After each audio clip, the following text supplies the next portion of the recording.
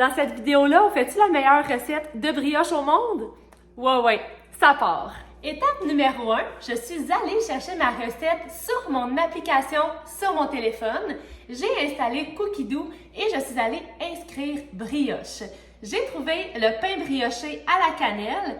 Je vais commencer à cuisiner et ça va me dire étape par étape quoi faire pour faire ma recette. Je commence par 60 g de beurre non salé et je le mets à l'intérieur de mon bol. Maintenant que ça c'est fait, je vais ajouter 45 g de sucre de canne.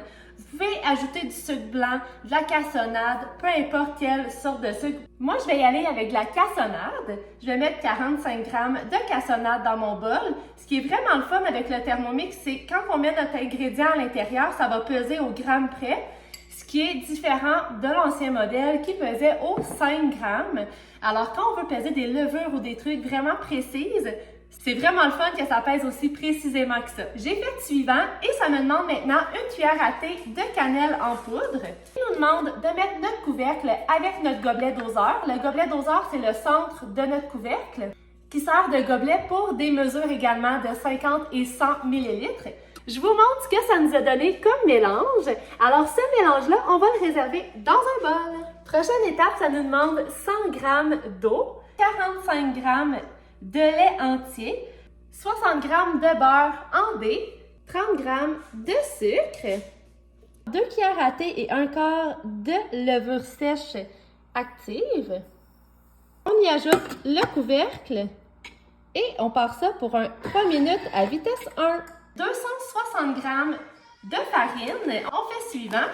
On met une demi-cuillère à thé de sel.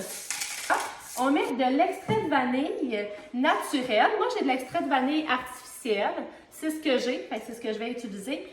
Une demi-cuillère à thé. Et on fait suivant. C'est un 10 secondes à vitesse 5. Ça nous donne une pâte comme ça.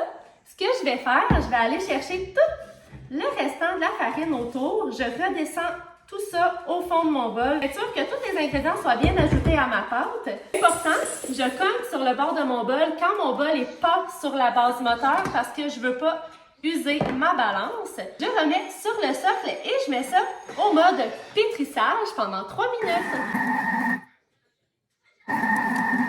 Je vous montre le résultat. On a une super de belle pâte pétrie à la perfection. On va mettre ça dans un bol huilé avec un film alimentaire par-dessus ou un linge humide et on va laisser gonfler jusqu'à temps que la pâte ait doublé de grosseur.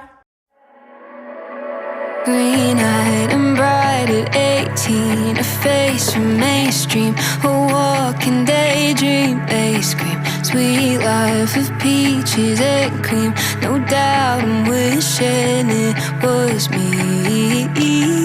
Thigh highs and vintage mom jeans, a nighttime routine. I know I've seen this scene. Sweet life like on the big screen. No doubt I'm wishing it was me. I wanna put you on a pedestal, eat you like a cannibal. Maybe it's chemical, but I wanna keep you like a...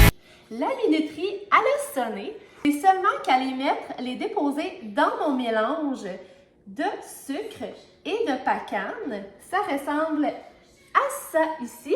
Et je remets au four. J'ai mis ça au four pour 40 minutes à 350 degrés. C'est le dévoilement. Je suis vraiment excitée. Checkez qu'est-ce que ça a l'air. C'est magnifique. Ce que je vais faire, je vais le transformer. Je vais le transférer dans un bol rond comme ceci. Je vais vraiment aller mettre mon bol, mon plat en vitre par-dessus et je tourne comme ceci et je vous montre qu'est-ce que ça a l'air. Oh là là! Magnifique!